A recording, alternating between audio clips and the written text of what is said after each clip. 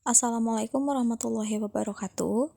Nama saya Melda Eka Suci dengan nomor NPM 101203037, kelas E4, Universitas Teknologi Digital.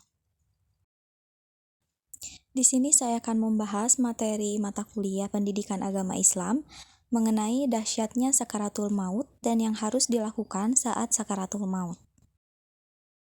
Apa yang dirasakan saat sakaratul maut? Rasa sakit yang dirasakan selama sakaratul maut seperti menghujam jiwa dan menyebar ke seluruh anggota tubuh, sehingga bagi orang yang sedang sekarat merasakan bahwa dirinya ditarik-tarik dan dicabut dari setiap urat nadi, urat syaraf, persendian, dan dari setiap akar rambut serta kulit kepala hingga kaki. Dahsyatnya sakaratul maut akan dialami semua manusia, baik umat muslim maupun non-muslim. Umat muslim dianjurkan untuk melakukan talqin kepada orang yang sedang sakaratul maut dengan menyebut la ilaha illallah. Dengan demikian, orang yang sedang menemui ajal tersebut mengingat Allah dan meniru ucapannya. Fakta di balik sakaratul maut. Tidak ada yang bisa menghindarinya. Seseorang yang memiliki keimanan dan ketakwaan yang tinggi pun akan merasakan sakaratul maut. Ini juga akan tetap datang, terlepas dari keimanan atau kezoliman manusia selama hidupnya. Lebih berat untuk orang zolim dan selalu bermaksiat.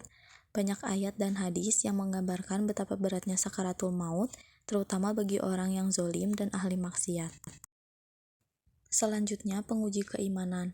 Sakaratul maut tidak pernah bisa dipisahkan dari proses kematian, karena saat itu manusia akan diuji juga keimanannya, karena tidak hanya melihat malaikat, tapi juga setan untuk menguji iman. Tanda sakaratul maut yang pertama, nafas semakin berat, lelah dan mengantuk, dan yang terakhir ada keringat di dahi. Keadaan yang disukai pada orang yang menjelang ajal. Ketahuilah, sesungguhnya yang disukai dari orang yang sedang menjelang ajal ialah ketentraman dan ketenangan. Dari lidahnya terucap 2 kalimat syahadat dan dari hatinya punya sangka baik kepada Allah Subhanahu wa Ta'ala. Perhatikanlah 3 hal pada orang yang tengah sakaratul maut. Jika keningnya berkeringat, kedua matanya berair, dan kedua tangannya kering, berarti rahmat Allah telah turun kepadanya. Tetapi jika ia kelihatan seperti orang yang tercekik, memerah warna kulitnya, dan melepuh kedua telapak tangannya, maka itu akibat azab Allah. Hadis riwayat At-Tirmizi. Orang yang sedang membimbing atau talqin sebaiknya jangan bernada mendesak, tetapi harus dengan cara yang halus dan lembut.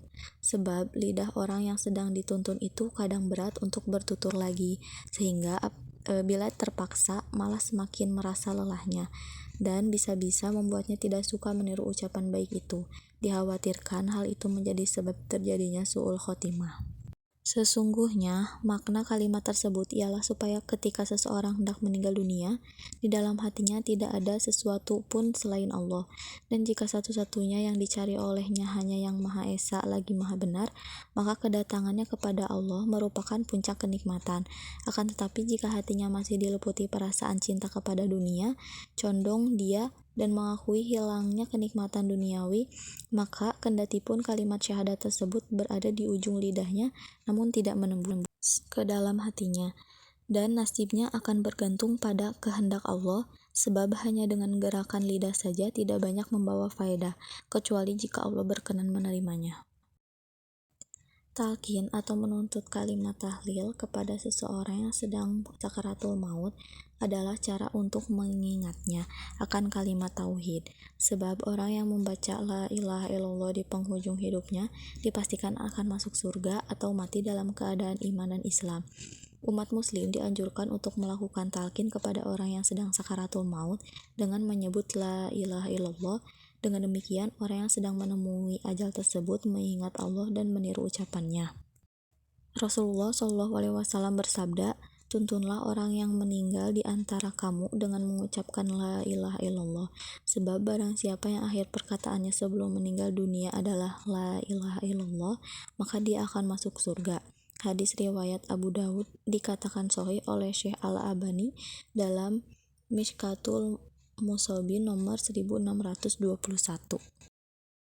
Semoga kita yang masih hidup dapat selalu dikaruniai hidayahnya, berada dalam jalan yang benar, selalu istiqomah dalam keimanan, dan termasuk umat yang dimudahkannya.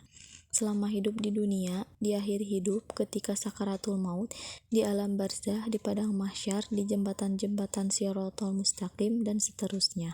Amin. Sekian materi yang bisa saya sampaikan. Terima kasih atas perhatiannya dan mohon maaf apabila ada kekurangan. Wassalamualaikum warahmatullahi wabarakatuh.